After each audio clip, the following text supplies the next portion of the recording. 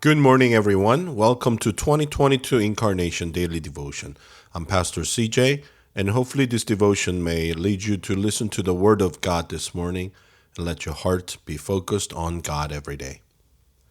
May 10th, Tuesday, Revelation chapter 21, verses 1 through 6.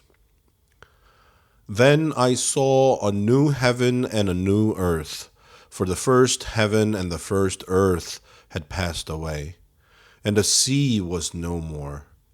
And I saw the holy city, the new Jerusalem, coming down out of heaven from God, prepared as a bride adorned for her husband. And I heard a loud voice from the throne saying, "See, the home of God is among mortals. He will dwell with them. They will be his peoples, and God himself will be with them and be their God. He will wipe every tear from their eyes. Death will be no more.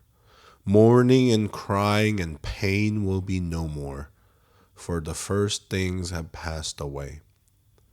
And the one who was seated on the throne said, "See, I am making all things new." Also, he said, "Write this, for these words are trustworthy and true." Then he said to me, "It is done. I am the Alpha and the Omega, the beginning and the end. To the thirsty I will give water as a gift from the spring of the water of life." Amen. Who would not want God to wipe every tear from their eyes and remove causes for mourning, crying, and grieving, even death, from their life? The visions that the narrator describes include the previous heaven and earth that have passed away before the new can be experienced and received. In the new dwelling place, God does not just visit, but lives with human beings. As Eugene Peterson writes in The Message, "Look, God has moved into the neighborhood.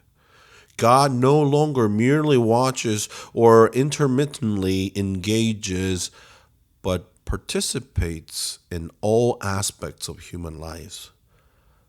I imagine that people who cohabit the world with the divine will then face death and losses of all kinds so differently that we will not mourn, cry, and suffer pain as we do now.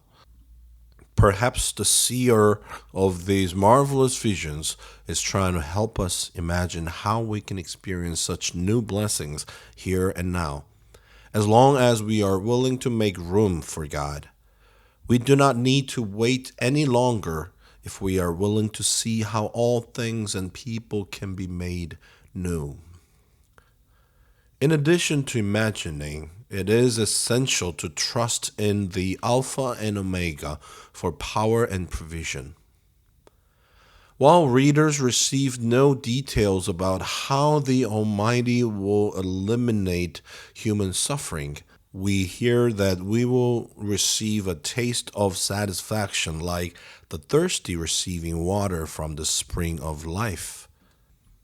When Yahweh says, "It is done," we can trust that all things are made new, most especially our lives. The challenge to us all is to be ready and willing to trust and accept with confidence the new and great blessings God offers us. Let's pray. Dear God, creator of all that is past, our present, and our future, give us the courage to let go of what is familiar but draining, so we can see and harvest the fruits of your new heaven and earth. Amen. Thank you for joining this morning, and I want to meet you tomorrow. God bless you. Have a wonderful day. Bye.